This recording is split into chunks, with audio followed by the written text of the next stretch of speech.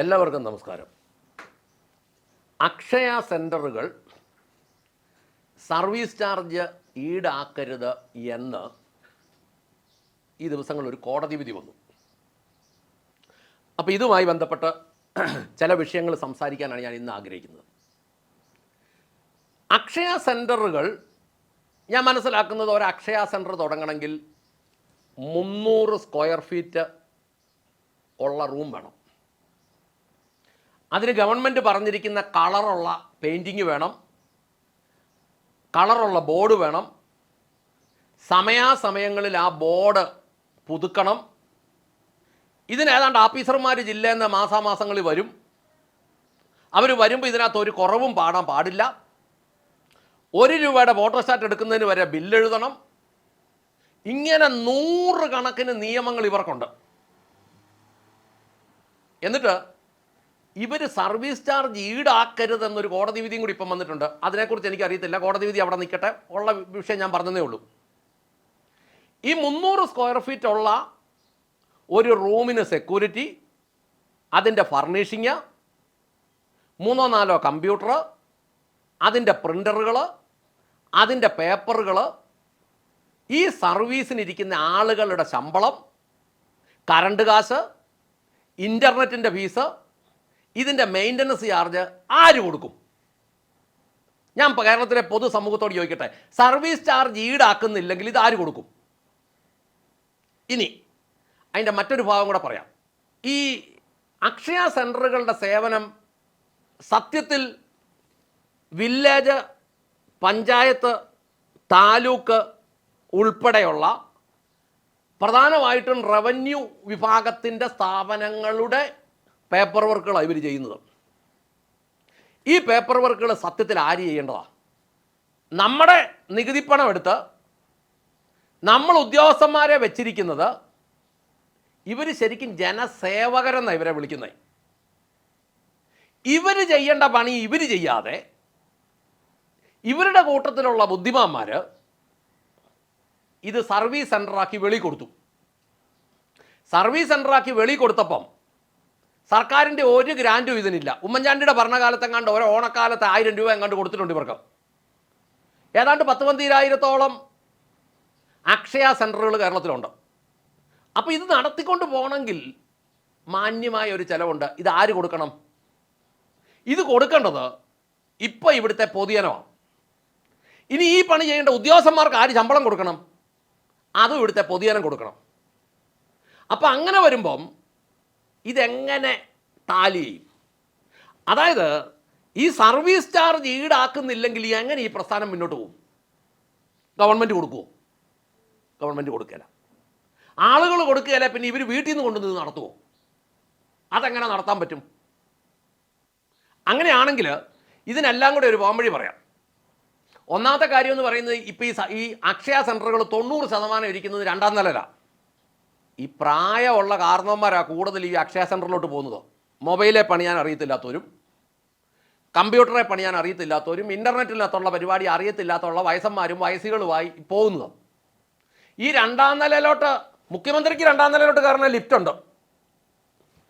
ഈ ഭൂമി കിടന്ന് ജീവിച്ച് അങ്ങേയറ്റം വരെ എത്തി നിൽക്കുന്ന ഈ പ്രായമുള്ളവർ 2ാം നിലയിൽ കയറാണ്. എവിടെയാണ് ലിഫ്റ്റ്? അവരെങ്ങനെ കയറും? എന്താ ഈ ജനാധിപത്യം എന്ന് പറഞ്ഞാൽ? ഈ പ്രായമുള്ളവരെല്ലാം എഴഞ്ഞും വലിഞ്ഞും മണ്ട കയറി ചെല്ലട്ടെന്നുള്ളതാണോ?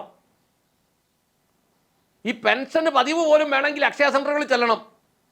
ഇതിനൊരു എളുപ്പ വഴിയുണ്ട്. ഈ അക്ഷയ സെൻ്ററുകൾ സത്യത്തിൽ പഞ്ചായത്ത്, താലൂക്ക്, വില്ലേജിലോട്ടൊക്കെ ഉള്ള പേപ്പറുകളാണ് പ്രധാനമായിട്ട് ശരിയാക്കേണ്ടത്. പഞ്ചായത്തിനും താലൂക്കിനും വില്ലേജിനും എല്ലാം ബിൽഡിംഗ് ഉണ്ട്. ആ ബിൽഡിങ്ങിലോട്ട് ഈ അക്ഷയ സെൻ്ററുകൾ കൊണ്ടുവരിക, ഒന്നാമത്. അപ്പം വാടക ഒഴിവാകും. 2, ഈ പണിയെടുക്കാൻ മേലാത്ത കുറച്ച് ഉദ്യോഗസ്ഥന്മാരെ അങ്ങ് ഒഴിവാക്കുക. ഇപ്പോൾ സ്മാർട്ട് എന്നാണല്ലോ പറയുന്നത്.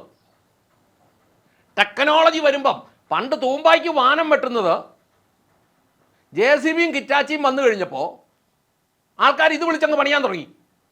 പണിയാൻ തുടങ്ങിയപ്പോൾ തന്നെ പണ്ട് 10,000 രൂപയാകുന്ന ഇപ്പോൾ 1000 രൂപയുടെ മെഷീനെ പണിയാൻ പറ്റും. വ്യവസായങ്ങളെല്ലാം യന്ത്രവൽകൃതമായപ്പോൾ ചെറിയ കോസ്റ്റിന് ഉണ്ടാക്കാൻ പറ്റി. അതുപോലെ തന്നെ ഇൻ്റർനെറ്റും ഈ സ്മാർട്ട് ടെക്നോളജിയും വരുമ്പം ഉദ്യോഗസ്ഥന്മാർ കുറയണ്ടേ? അപ്പോൾ ഒരു കാര്യം ചെയ്താൽ മതി, ഈ അക്ഷയ വില്ലേജിലേക്കും പഞ്ചായത്തിലേക്കും താലൂക്കിലേക്കും ഒക്കെ അത്യാവശ്യം വേണ്ടത് അവിടെ ബിൽഡിംഗ് ഉണ്ടല്ലോ, ആ ബിൽഡിങ്ങിലേക്ക് ഇതിനെ കയറ്റുക, ഉദ്യോഗസ്ഥന്മാരുടെ ശമ്പളം കുറയ്ക്കുക, എന്നിട്ട് ഈ ചെയ്യുന്ന സർവീസിന് സർക്കാർ അവർക്ക് പൈസ കൊടുക്കുക. അവർ ജോലി ചെയ്യുന്നുണ്ടല്ലോ, ഒരു അക്ഷയ സെൻറ്ററിൽ 2-3 കമ്പ്യൂട്ടർ വർക്ക് ചെയ്യുന്നുണ്ട്.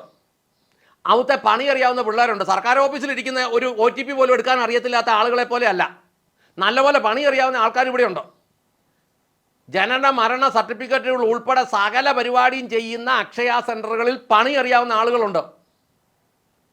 അവർക്ക് 3 പേർക്ക് ഒരു മാന്യമായ സർക്കാർ ഉദ്യോഗസ്ഥന് കൊടുക്കുന്നതിൻ്റെ 1/3 കൊടുത്താൽ മതി. ഇപ്പോൾ അവർക്ക് 10-1 പോലും ഇല്ല, അവർ ചെയ്തോളും.